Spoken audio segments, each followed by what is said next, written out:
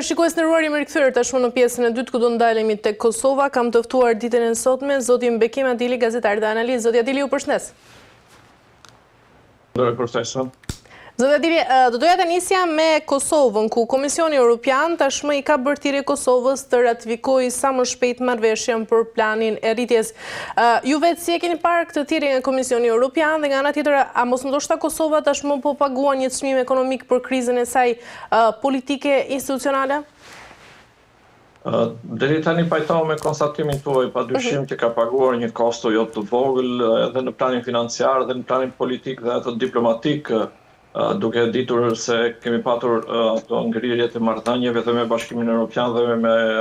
Shtetet e Bashkuara të Amerikës, sa i takon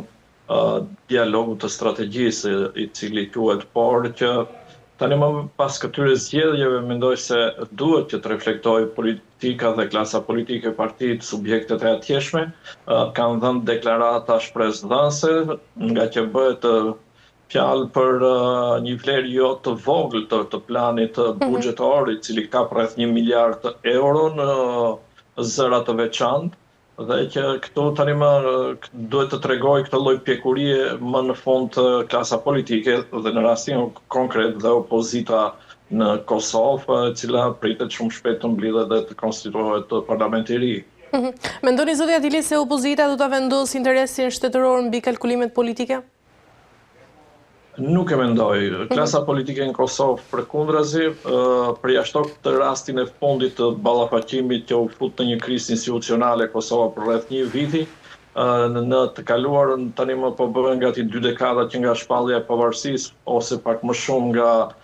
periudha e pashkëputjes nga Serbia ka treguar një lloj përgjegjësie të vazhdueshme në kontekst të interesit shtetëror apo kombëtar që lidhet me curinë e stabilitetit në Kosovë. Kështu që mendoj edhe kësaj radhe që klasa politike atje do të tregojë këtë lloj pjekurie dhe padyshim se është një këmban e fuqishme alarmi momentin në cilin jetojmë, ne shikojmë që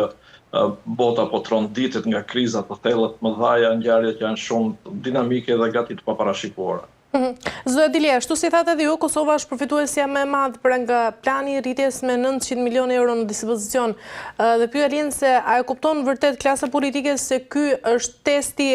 më i madh real i përgjegjësisë shtetërore? Ndër më të mëdhat, po, padyshim se e kupton edhe qytetari më i thjeshtë, më i rëndomt në kuptim të përgjegjësisë që kemi gjithsecili në jetën e përditshme, më shumë në këtë rast klasa politike e atjeshme. Kështu që unë mendoj dhe kam besim se kësaj radhe do të kemi një reflektim pozitiv, i cili ndoshta dhe do t'i hapi rrugë asaj çfarë quhet më vonë, domethënë zhbllokimit total të konsolidimit të institucioneve të Kosovës me zgjedhjen e presidentit të ri. Dhe uroj, shpresoj që opozita e Kosovës këtu mos kërkoj pra që ky lloj dialogu i cili do të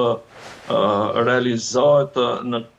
kuptim të zhbllokimit të këtyre ndihmave që pritet nga Bashkimi Evropian, Banka për Zhvillim, Banka Botërore kështu me radhë, s'duhet ta vendosi në këtë lloj pako diskutimesh edhe çështjen e presidentit. Mendoj se këtu janë dyshimet që mos kemi një gabim të kësaj natyre nga opozita e Kosovës, por shpresoj se në këtë situatë në cilën gjendemi dhe nga ajo çfarë deri më sot kemi dëgjuar deklaratat e krerëve opozitar të Kosovës, mendoj se do të kemi një votim të kësaj pakuje. Në fakt, zoti Adili, Bashkimi Evropian ka bërë thirrjen dhe ka bërë të qartë sigurisht se pa ratifikim formal nuk mund të paraqitet asnjë kërkesë për këto pagesa. Dhe pyetja është se apo e humb tashmë Kosova besueshmërinë e saj ndaj Brukselit për shkak të gjitha këtyre vonesave të brendshme, por edhe krizës që ndodhi para se të zhvilloheshin edhe këto zgjedhje të radhës. Padyshim që kemi zbeje të marrëdhënieve në kontekst edhe të Bashkimit Evropian në raport me Kosovën. Kështu që unë mendoj se ky moment është shumë delikat dhe shumë i rëndësishëm, që është një shans dhe një mundësi që të përmirësojmë imazhin dhe të ndërtojmë ato lloj urash bashkëpunimi të cilat janë shumë të nevojshme në këto rrethana të cilat gjendet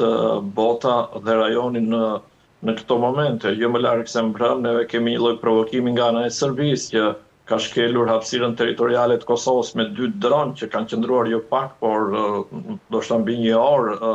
në territorin e Kosovës, dhe që është lajmëruar dhe alarmuar, do ta thosha, dhe NATO dhe KFOR-i, të cilët kanë pranuar që nuk janë dronët e tyre dhe që identifikimi është krejtësisht i logjikshëm se ky lloj provokimi vjen nga Serbia. Andaj marrëdhëniet me Bashkimin Evropian, me shtetet aleate të Kosovës që ndihmuan në çlirimin e saj, dhe veçanërisht pa lënë anësh edhe Shtetet e Bashkuara të Amerikës, duhet që të ndërtohen sa më shpejt këto lloj urash komunikimi, bashkëpunimi dhe ndërtimi të një strategjie të përbashkët që Kosova të nesërmen të ketë mundësinë e aderimit në këto organizata, të cilët padyshim se janë edhe siguri edhe të aspektit territorial dhe të zhvillimit të përgjithshëm dhe të antarësimit në këto organizata botërore. Zoti Adili, këfajsoni sa i përket kësaj besueshmërie që Kosova ka humbur nga Bashkimi Evropian, nga Shtetet e Bashkuara të Amerikës, nga vendimet e fundit të Bashkimit Evropian, por ndërkaq edhe nga ndërprerja e dialogut strategjik SBA-Kosovë. Pra, këfajsoni ju pikërisht për këto, le të themi, këto raporte që janë prishur kohët e fundit? Tani kemi ndëgjuar shumë akuza në këtë një vit dhe kemi lexuar dhe po ashtu trajtuar analiza nga më të ndryshmet. Dhe në këtë rast unë them se nuk duhet të kthehemi tek ajo çfarë quhet drejtom gishtin tek fajtori. Në çdo lloj situate kur kemi kriza të kësaj natyre, gjithë secili ka pjesën e fajit të vet, por padyshim se përgjegjësia bjen mbi qeverinë, mbi ato të cilët udhëheqin më së shumti. Por që në atë rezultati, i cili domethënë doli nga kutitë e votimit përpara këtyre zgjedhjeve, aty nuk mund të përjashton pa faj edhe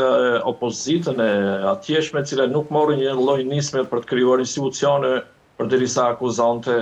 në të njëjtën kohë vetëvendosjen. Kështu që unë mendoj se këto lloj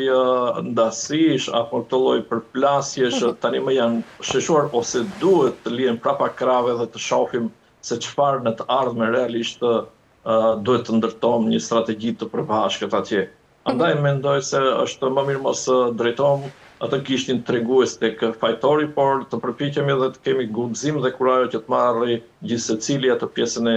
fajit në këtë situatë që më së shumti kërkon si thua një lloj maturie dhe unifikim rreth qëndrimeve madhore për çështjen e Kosovës dhe aspektit kombëtar që lidhet edhe me një lloj sigurie në rajon. E qartë, se i përket edhe planit të rritjes, zoti Adili, nëse afatet nuk përmbushen edhe pas periudhës shtesë, fondet përkatëse do të humben për gjithmonë, dhe a rrezikon Kosova të humbas këtu para reale për shkak të dështimeve administrative dhe politike nëse këto institucione nuk do të formohen? Padyshim që rrezikon dhe nuk është vetëm tek humbja e fondeve, nuk janë pak fonde ato, por nuk është çështja tek aspekti i asaj që ne quajmë të mirat materiale, sa unë mendoj se pesha mbi fajësinë është në një lloj dëmi të madh që mund t'i shkaktohet Kosovës edhe mbi sigurinë dhe të ardhmen e saj. Kjo është shumë e rëndësishme se sa kjo pjesa tjetër e pakos ekonomike, por jo më pak e rëndësishme për faktin se aty tregohet përgjegjësia dhe partnerët ndërkombëtar, shtetet e konsoliduara, organizatat botërore që të gjithë të marrin në konsiderat kur ato shikojnë që vërtet ne kemi atë pjekurinë e nevojshme që të dimë të tejkalojmë problemet e interesave partijake, mos them individuale, mbi atë çfarë quajmë interesi madhor i çështjes së shtetit, të ndërtimit të shtetit të Kosovës, e cila tani më po mbushet me të vite pas 2 muajsh, por që kjo lloj pavarësie padyshim nuk ka ardhur vetëm në bazë të një lloj sakrifice të shqiptarëve, por edhe si një mbështetje e faktorit të jashtëm me të cilin neve padyshim që duhet jemi shumë të kujdesshëm në ndërtimin dhe mbajtjen gjallë dhe forcimin këtyre marrëdhënieve, nga që pavarësia e Kosovës, por edhe stabiliteti në rajon është jetik dhe mbaret të kryekëput nga këto aleanca euroatlantike që Kosova i ka si thua të siguruara, por që kjo lloj politike, mos të themi papërgjegjshme, po e një lloj kokforcie e cila këtë vit ka dëmtuar jashtë mase Kosovën, Shpresoj se në këtë moment mos të ndodhi një njëjti gabim, në të kundërtën do të ishte them fatale dhe nuk e dim se cilat do të ishin pasojat më vonë të kësaj kokëforcie që do të na vinin në formë sanksionesh apo tërheqjesh graduale nga mbështetja e faktorit të jashtëm që do të cënonte realisht edhe stabilitetin e Kosovës. Zoti Dili, nga ana tjetër, a është Kosova realisht e gatshme për këto reforma të thella apo vetëm për retorikë europiane, dhe nga ana tjetër, a e shihni ju vetë këtë si një thirrje miqësore nga ana e Bashkimit Evropian apo është vërtet një paralajmërim serioz politik se i përket Kosovës? Që të dyja bashkë, është edhe paralajmërim serioz edhe një mbështetje e cila edhe Europës i duhet. Për faktin se në qoftë se Europa nuk do të marrë seriozisht edhe atë çfarë i kërkon Amerika apo presidenti Trump që të marrë përgjegjësi për të qenë më aktive në rajonin e Ballkanit Perëndimor dhe kryesisht tani në Kosovë bëhet fjalë, atëherë këtu nuk është pa fajt e Europa, në kuptim të kësaj është dhe interesi i saj që të stabilizojë Ballkanin Perëndimor, që ta bëj pjesë të familjes së saj dhe që ta heqin nga këthetrat e ndikimit të interesit rus dhe kines, që tani më fuqishëm thuajse janë prezent në këtë pjesë të rajonit dhe në format e asaj çfarë ne quam lufta e padukshme kibernetike apo në një lloj ofanzive do të thosha shumë të madhe. Është edhe ajo lufta hibride e cila po zhvillohet jo vetëm në Kosovë, por në rajonin tonë dhe që po krijon një lloj ankthi, paniku, pasigurie, institucione të dobta dhe që gjitha kjo përkthehet në një lloj krize e cila mbretëron dhe andaj dhe Bashkimi Evropian mendoj se do të ketë zërin e fuqishëm në këtë rast që të tërheqë Ballkanin Perëndimor rreth asaj çfarë ne quam gjiri i Bashkimit Evropian përfshi edhe këto vende, që do të krijonte një lloj stabiliteti dhe për vetë shtetet e Bashkimit Evropian nëse kemi një Ballkan Perëndimor më të qetë, më të sigurt. Por si thua, tangoja nuk luhet e vetme që thuan, do thotë se do partneritet në këtë lloj ndërtim strategjish. Andaj dhe klasa politike shqiptare duhet të jetë shumë e kujdesshme për ndërtimin e këtyre lloj partneriteteve dhe uroj dhe shpresoj mbi të gjitha se kësaj radhe do të dëshmojmë pjekuri. Zoti Dili, është pikërisht ajo që ju thatë, pra plani i rritjes sigurisht që synon që ta afrojë Kosovën me standardet europiane, por sigurisht të kërkohet disiplinë institucionale. Dhe a është vërtet ky momenti kur Kosova duhet vërtet ta dëshmojë se është gati për në rrugën drejt Bashkimit Evropian? Unë mos të them që është momenti më i mirë, por do të thosha që ndoshta është një nga momentet e pakta ose një nga momentet më të fundit që mund të jetë si thua një situatë e cila do të dëshmojë nëse vërtet neve kemi si thua të përgjegjësimë për të ndërtuar shtet të fuqishëm dhe në partneritet me Bashkimin Evropian dhe Amerikën, apo do të fillojmë domethënë që të vazhdojmë që të luajmë për ato interesat politike të dëmtojmë kauzat kombëtare. Andaj mos them domethënë që është momenti i fundit, por situatat kështu si zhvillohen mund të themi se mund të jetë një nga momentet e fundit që këtë shans Kosova duhet ta shfrytëzojë dhe unë mendoj se kështu do të ndodhi, do të kemi një votim të pakos me 2/3 me shumicën dërmuese që kërkohet në parlament për të hapur rrugë vetes për të mbështetur këto lloj fondesh, të cilat janë në shërbim të qytetarit, në shërbim të Kosovës dhe mbi të gjitha në përmirësimin e marrëdhënieve me Bashkimin Evropian dhe shtetet aleate të Kosovës dhe të shqiptarëve. Kjo është ajo çfarë është më kardinale në këtë rast, pra treguesi një lloj serioziteti për të ndërtuar marrëdhënie të shëndosha, serioze dhe të besueshme dhe afatgjate me shtetet e Perëndimit dhe Amerikën. Në fakt, zoti Dili, zgjedhjet tashmë janë mbajtur, fituesi është i qartë tashmë, por institucionet ende nuk janë funksionale ashtu si duhet të ishin. Mendoni se tashmë po shndrohet tranzicioni politik ndoshta në një pengesë për zhvillimin ekonomik të vendit? Ka qenë një pengesë, vazhdon që të jetë derisa nuk kemi institucionet funksionale. Dhe unë mendoj se Komisioni Shtetëror Zgjedhor atje, mbas certifikimit sa më shpejt që duhet të bëjë të rezultateve përfundimtare dhe që tani më dihen, që të kemi një ditë sa më të afërt të konstruimit të parlamentit dhe bashkë me këtë që të zhbllokohet edhe situata politike dhe ajo ekonomike dhe ndërtimit të marrëdhënieve me partnerët europian dhe amerikan. Uroj e shpresoj, thash edhe një herë, që opozita e Kosovës mos të shfrytëzojë këtë moment që të vendosi kushte që tani për zgjedhjen e presidentit. Atëherë këtu do të kemi një ngërç, do të kemi një blokadë e cila nuk do t'i falet klasës politike të atjeshme dhe veçanërisht në këtë rast mendoj që pesha më e madhe faj do të jetë tek opozita e atjeshme, nga që numrat e atyre përbëjnë atë 2/3 për zhbllokimin e situatës, sidomos të fondeve që kapin një shifër jo të vogël, rreth 1 miliard euro, por që mbi të gjitha flet edhe për një lloj serioziteti për partneritet të besueshëm me vendet aleate. Kështu që shpresoj që kjo që thatë ju mos të ndodhi dhe të kemi bashkë me pavarësinë e Kosovës në shkurt edhe të konsolidimin e këtyre institucioneve dhe hapjen rrugës të dialogut edhe me Bashkimin Evropian, por vetë me klasën politike në Kosovë për një gjetje kompromisi të nesërmen pra në mars për të patur edhe atë çfarë quhet institucionin e presidencës, nga që pas 2 ditësh në 15 janar Kosova kujton edhe genocidin, ende do të thënë që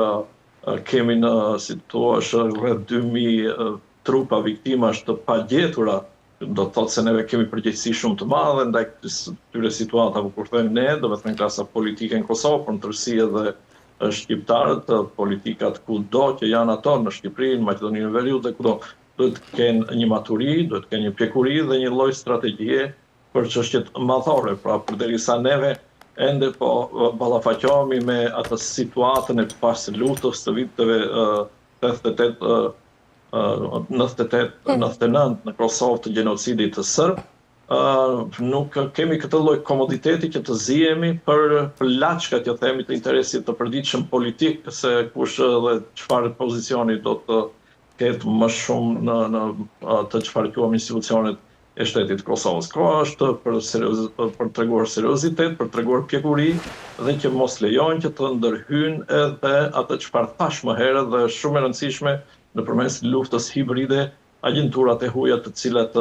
po mbajnë gjallë tensionin dhe pasigurinë në Kosovë dhe në rajon. E qartë, mirë, zë Dili, për ta mbyllur, mbas ratifikimit të këtyre marrëveshjeve, pra se i përket formimit të institucioneve dhe se i përket planit të rritjes, mendoni se më pas do të kemi ndoshta edhe një rinisje të dialogut mes Kosovës edhe Serbisë? Sa i takon dialogut të Kosovës me Serbinë, këtu unë mendoj se nuk do të jetë lehtë. E thash pak më herët që pas 2 ditësh në Kosovë do të kujtohen viktimat e gjenocidit, ndërkohë që Serbia s'është e gatshme që të pranojë këto lloj masakrash, gjenocidesh që ka realizuar në Kosovë, as që të dëmshpërblej, dhe tani më ka kaluar Serbia në rolin e viktimës dhe kjo nuk ushqen si thua një lloj shprese që mund të kemi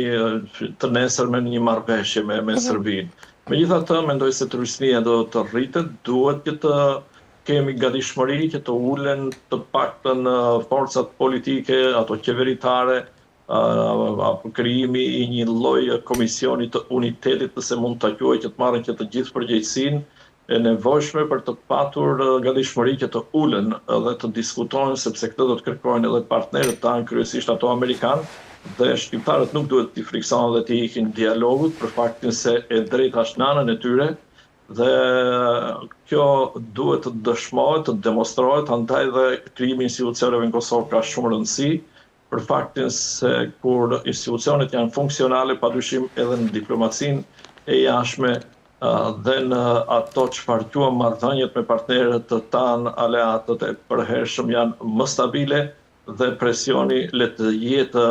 jo ndaj Kosovës, por le të jetë ndaj Vučićit apo Serbisë. Ndërkohë që tani kemi një presion ndaj Kosovës që është e kundërta, ndodh diçka e pa kuptim dhe këtu padyshim kanë pjesën e fajt jo të vogël klasa politike në Kosovë, e cila këtë vit ka luajtur me zgjedhje të cilat kanë dëmtuar imazhin e Kosovës në këtë raport. Andaj uroj dhe shpresoj që ky është një moment